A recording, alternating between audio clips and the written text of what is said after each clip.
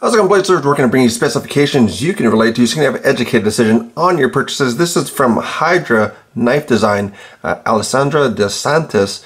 This is basically, there's two ways that I could find that you could pronounce it, either Hecate or Hecate. I personally like Hecate for some reason, but this is the knife here. Thank you to We Knvies for providing this to the pass around group. So that is going to be how it will look in your pocket. If you like it. And so we'll look at this one. This is actually inspired by her fixed blade.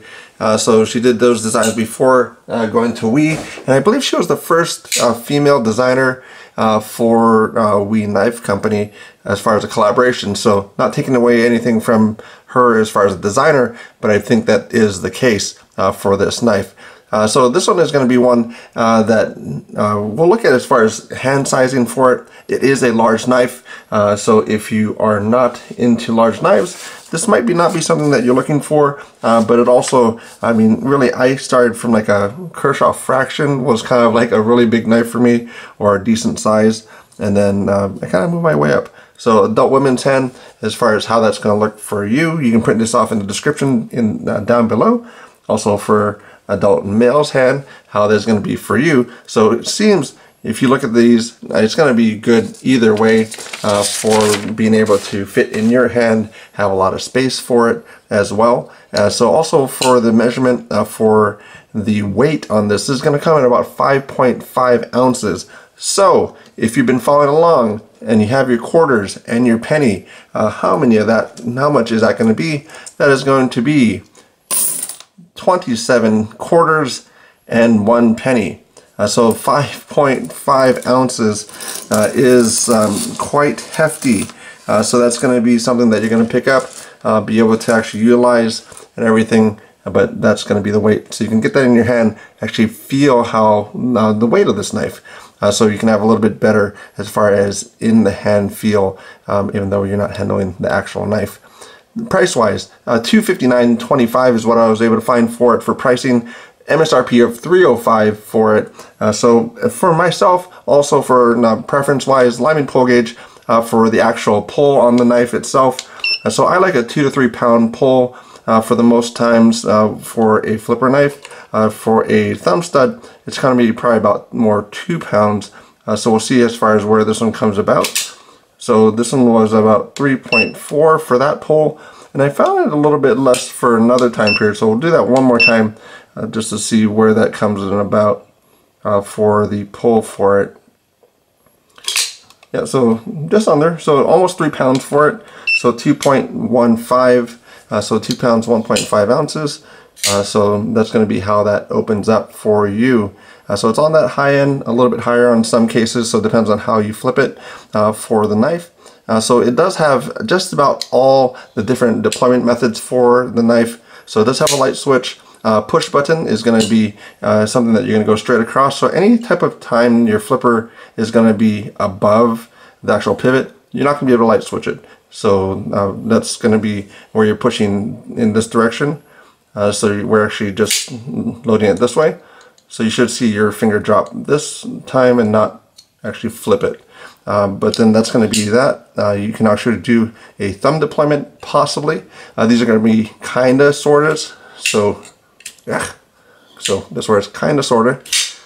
So you can get it to break that way. Middle finger, I was able to do it a little bit. Oh, there you go. Oh, so that's where you can actually get that to go. Not the most ideal way to open it for those. Pinch roll you can do, which is actually really nice to open it that way. And then you do have inertia as well. So you're able to open it with flicking your wrist. And then it also does have traditional. So it just has just about everything that I test for opening methods you can do with this knife with like kinda for thumb stud and middle finger flicking. But the other ways, very good. So this is going to be how this is going to look.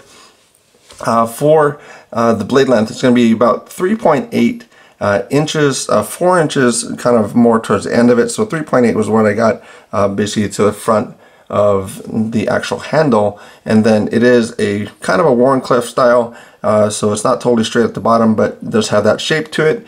And then it is a flat grind as well for the primary bevel. It is 20 CV, so it's about 81 percentile for the actual corrosion resistance side of it.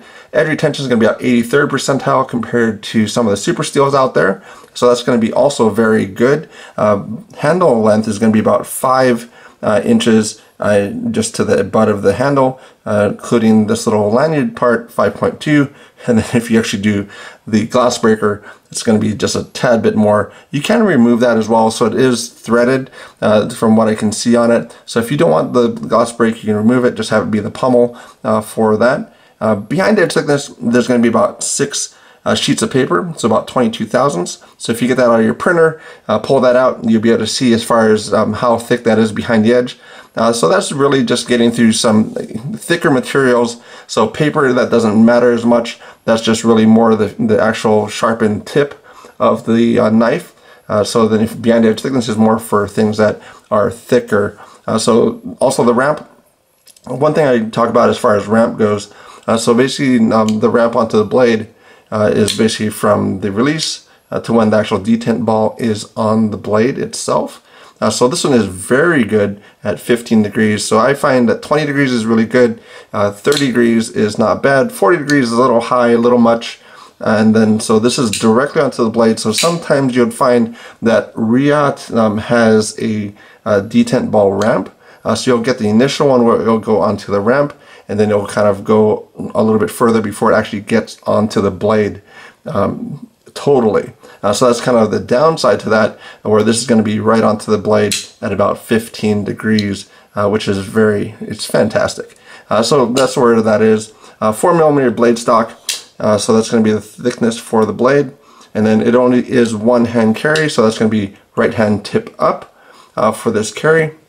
And in and out of the pocket, it's going to be about 2 pounds, 6.1 ounces to actually pull this out of your pocket. So that's pretty good in the range as well. So that has good retention for it. I didn't find that it was dragging or really pulling very hard on the pocket going in or out of the pocket. So that was that. So what is my recommendation for that? So we went through all the specifications for the knife. So those are things that are not really my opinion for most of it. It's just data points, something that you can look at, something you can kind of compare when you look at other reviews. And then now over to my opinion for it, I would recommend to buy Plus. Like, this is definitely one that I would recommend picking up. I'm looking to probably pick it up at some point, not right now probably, but I will be looking to pick it up. My thoughts on it, this is so well thought out as far as the knife. So even for, if you're going to use this pommel side, basically everything locks right into it.